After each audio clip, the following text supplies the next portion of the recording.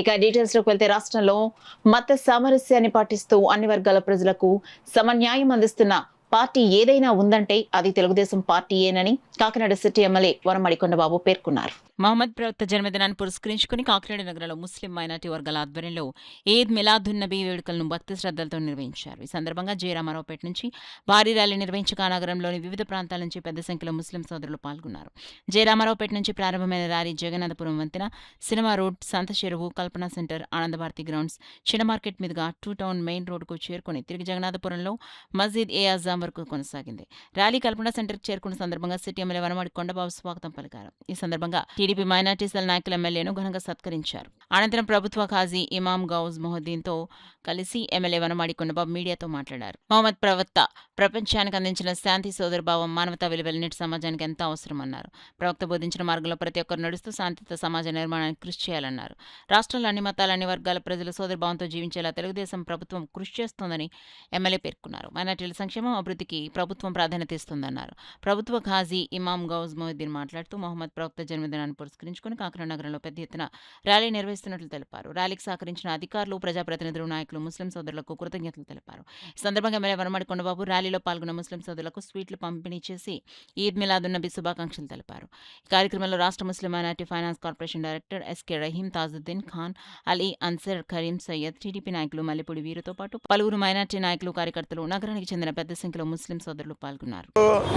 మనం చూస్తున్నాం ఎక్కడైనా సరే, మన గ్రామంలో కానీ మన ప్రాంతంలో కానీ దేశంలో కానీ ఎక్కడ శాంతి ఉంటే ఆ దేశాలు బాగుంటున్నాయి, ఎక్కడ శాంతి ఉంటే ఆ గ్రామాలు బాగుంటున్నాయి, ఎక్కడ శాంతి ఉంటే ఆ ప్రాంతాలు బాగుంటున్నాయి, ప్రజలు బాగుంటున్నారు. చూడండి, ఎక్కడైనా సరే ఎక్కడ అశాంతి ఉంటే అక్కడ అరాచకాలు సృష్టించి రకరకాల ఇబ్బందులు గురి చేస్తుంటే ఆ ప్రాంతాలన్నీ కూడా పాడైపోతున్నాయి, గొడవలతో ఇబ్బందులు పడుతున్నారు.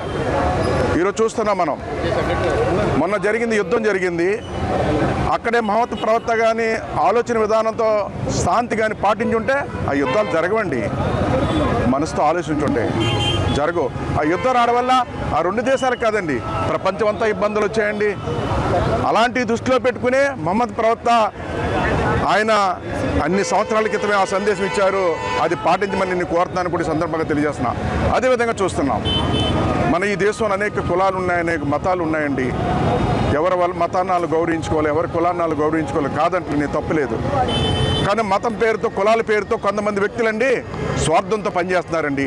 దానివల్ల కులాలకి, మతాలకి చెడ్డ పేరు వస్తుంది. ఈ రోజున నేనేమంటానంటే, ఈరోజు అందరూ కలిసి శాంతి ఉండేలా చూడాలి. ఈ రోజున ఒక వ్యక్తి వల్ల ఈ రోజున తప్పు చేస్తే ఆ తప్పు కులం మీద పడుతుంది, ఆ మతం మీద పడుతుంది.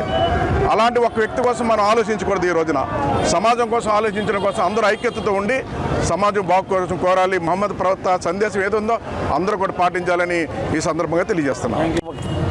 మానవ మహోపకారి హజరత్ ముహమ్మద్ సల్లల్లాహు తాలా అలైహి వసల్లం వారి 1501వ జన్మదిన వేడుక యావత్తు ప్రపంచం ముస్లిం సోదరులందరూ కూడా చాలా ఘనంగా ఈ వేడుకలు జరుపుకుంటారు.